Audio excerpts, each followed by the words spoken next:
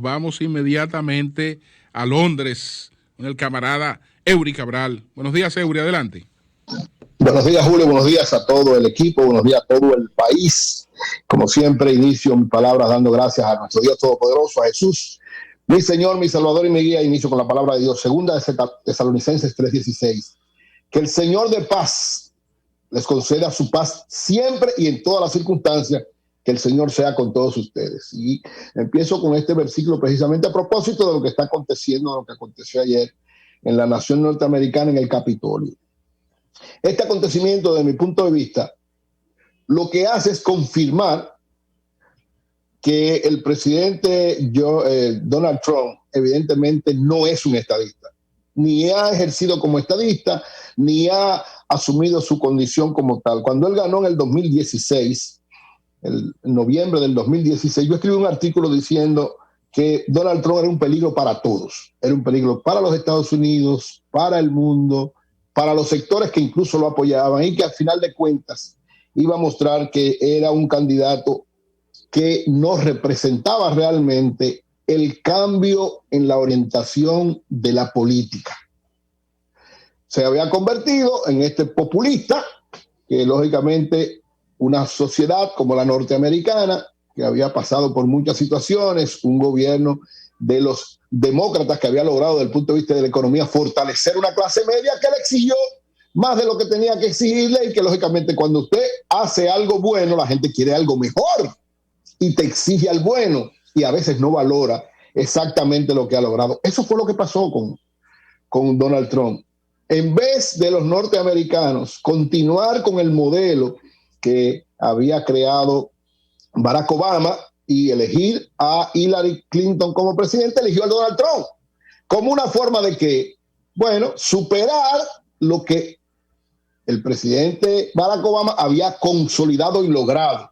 Una economía estabilizada, en crecimiento, la había sacado de una crisis grave y había aumentado una serie de elementos con políticas que lógicamente los tradicionales políticos y economistas norteamericanos decían, no, él lo que está haciendo es dándole fuerza a China, lo que está haciendo es dándole fuerza a China. Y empezaron una campaña para a ese sector que siempre en todas las naciones hay un conjunto de gente que cree que lo que vale es lo nuestro y que nosotros tenemos que fortalecer y no importa qué pase con los otros, sin entender que el mundo es otra cosa en este tiempo. ¿Qué pasó ayer y qué consecuencias puede tener? Para esas informaciones del fortalecimiento de la clase media en el gobierno de Obama, te invito a revisar a Josie Stiglitz, que piensa todo lo contrario a eso. Stiglitz, bueno, Julio, que vea cuántos empleos se perdieron y cuánta gente. Stiglitz fue lo único que fomentó Obama fue la guerra. Lo único que fomentó Obama fue la guerra. Oye, le fue también a la clase media que salvó a los bancos, no a la gente que estaba perdiendo su casa. Así mismo. Yo te voy a decir una cosa. El problema, Joseph Stiglitz fue uno de los principales asesores de los que estuvo más cerca. Estuvo con Bill Clinton, no con Barack Obama. Cuestionó todos, su tratado cuestionan Obama. Incluso, Eury, perdóname, plantea Stiglitz que los demócratas iban a ganar estas elecciones, pero que la van a pifiar. ¿Por qué? Porque su línea es la misma de lo que trajeron a Trump. Pero sigan defendiendo a Trump. La causa de Trump, el fracaso. Yo no estoy defendiendo a Trump. Lo que pasa es que la miopía de la gente que ves de manera fanática algo no le permite observar cuando el otro. Yo he sido un crítico de Trump. Ahora, Trump es la causa del fracaso de los políticos. Estate tranquilo para que no te pase como ayer. Espera tu comentario para que hable. Julio hizo su comentario, tú haces el tuyo. Ustedes defienden a Trump, perfecto. Yo respeto, no hay problema. Yo no vi a Julio defendiendo a Trump. No, lo que yo te digo a ti, como yo estaba defendiendo a Trump, cítame un solo dato que diga que la clase media se fortaleció en los gobiernos de Obama. En los gobiernos demócratas la clase media se fortaleció. Pero cítame un solo dato que lo demuestre eso. Yo te voy a citar 20 datos. Uno o tres nada más. No, yo te voy a citar 20. Yo te voy a traer 20. Nunca la economía norteamericana había tenido una solidez tan fuerte como con Barack Obama. Nunca.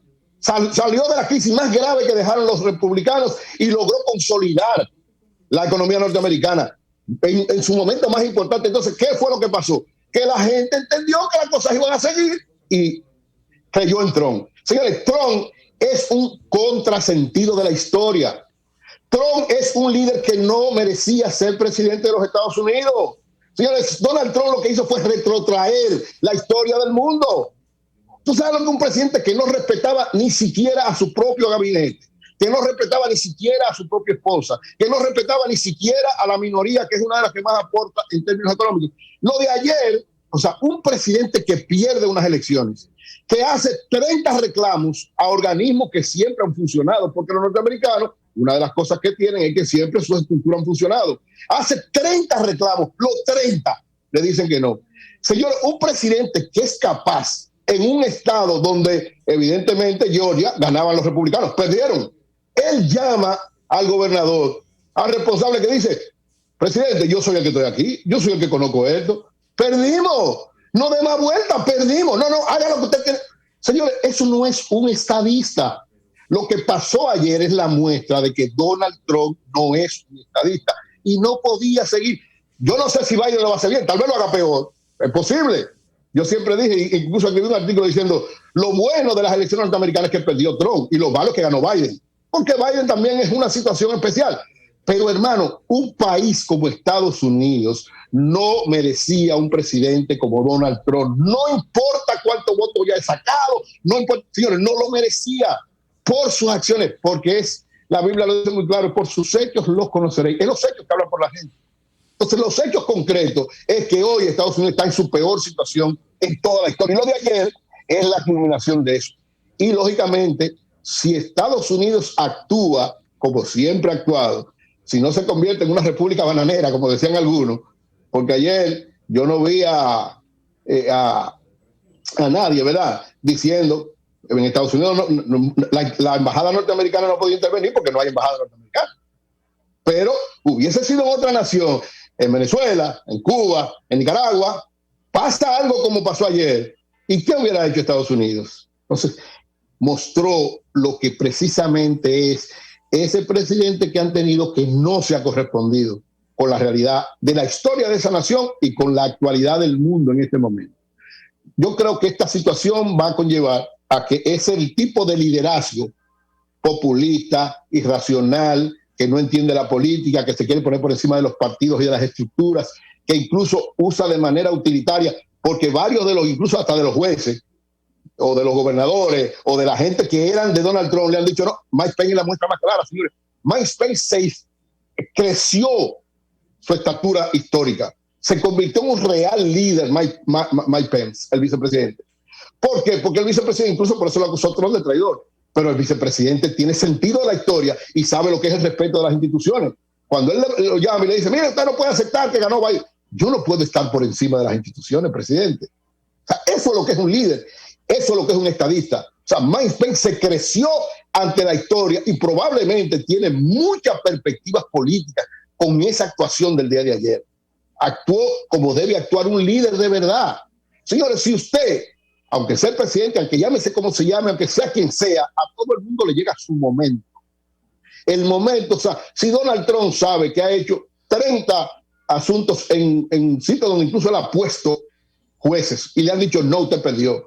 Sitios donde, porque en Georgia, ¿qué pasó? Perdieron los 2 senadores republicanos. O sea, la muestra más clara de que él perdió en Georgia es que sus 2 senadores perdieron. Si hubieran ganado fuera otra cosa, pero perdieron. Entonces, comete esa acción justo en el momento donde se da cuenta que ya perdió las elecciones. Fue una actitud responsable, no de un líder, no de un estadista, y yo creo que eso va a tener serias consecuencias para el propio Donald Trump y para la sociedad norteamericana. Ojalá que puedan recoger esta situación, porque evidentemente ayer los Estados Unidos fue el hazmerreír del mundo porque actuaron como ellos tanto criticaron en muchos sitios. Exactamente igual por un líder como Donald Trump, que no es un líder. Donald Trump era un rico que estaba en asuntos de espectáculo, que de repente decidió que su popularidad lo podía convertir en político. Grave error, que es lo que ha pasado con la mayoría de los líderes que son como él. Terminan así. La mayoría de los líderes que son como Donald Trump terminan como Donald Trump, como él va a terminar ahora. ¿Por qué? Porque no entienden la política, no entienden el manejo de un Estado, no entienden las relaciones internacionales y no entienden por dónde anda el mundo. Ojalá que pueda. Ya vi que el Senado, Mike Pence reunió el Senado, ratificó el triunfo de Joe Biden. Ahora vamos a ver qué va a pasar, porque se está diciendo, no sé si es cierto o es falso, que posiblemente, porque Donald Trump, ¿qué va a hacer ahora? O sea, ¿qué va a hacer Donald Trump ahora? Si el mundo entero y Estados Unidos lo está acusando de que él es responsable de eso, 4 muertos, un paquete de heridos, muchos detenidos. Si los norteamericanos actúan como han actuado consecuentemente, todo el que hizo eso tiene que ir detenido y encarcelado, y además juzgado y condenado. Y entonces todo apunta también al responsable de alguna manera de Donald Trump, que minutos antes le dijo, vayan.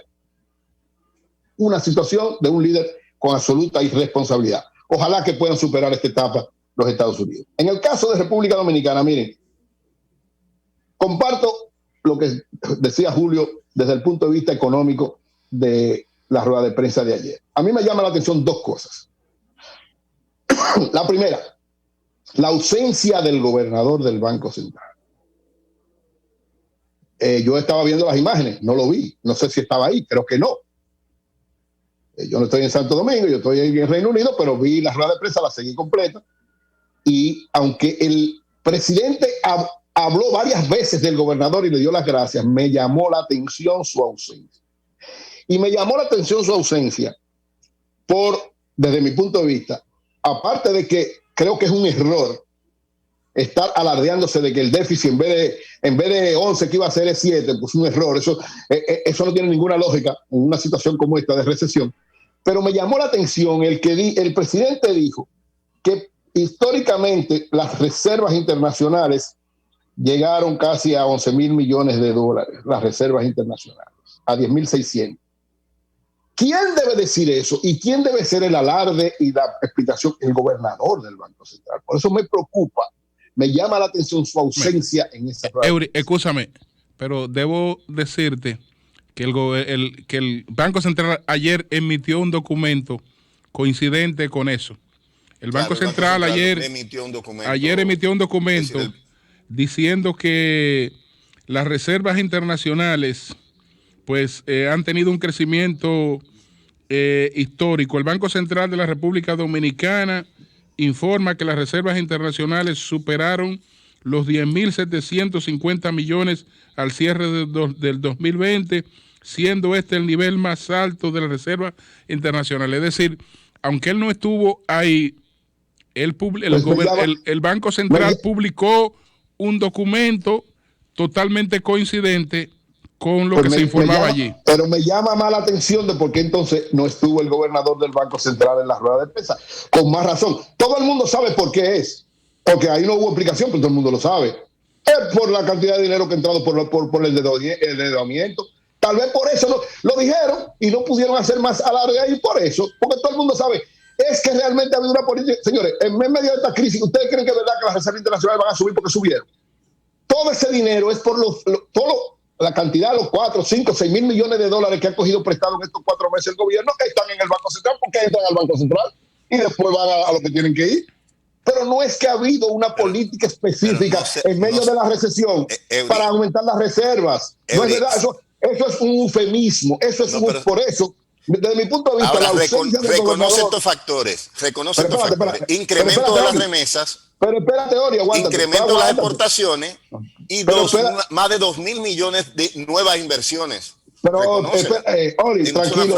Ahorita tú dices todo eso. Mire, el aumento de la reserva está directamente ligado a la deuda externa, a la cantidad de endeudamiento que hemos cogido. Y el Banco Central lo sabe, y lo sabe el gobierno. Mira, yo digo, me preocupa.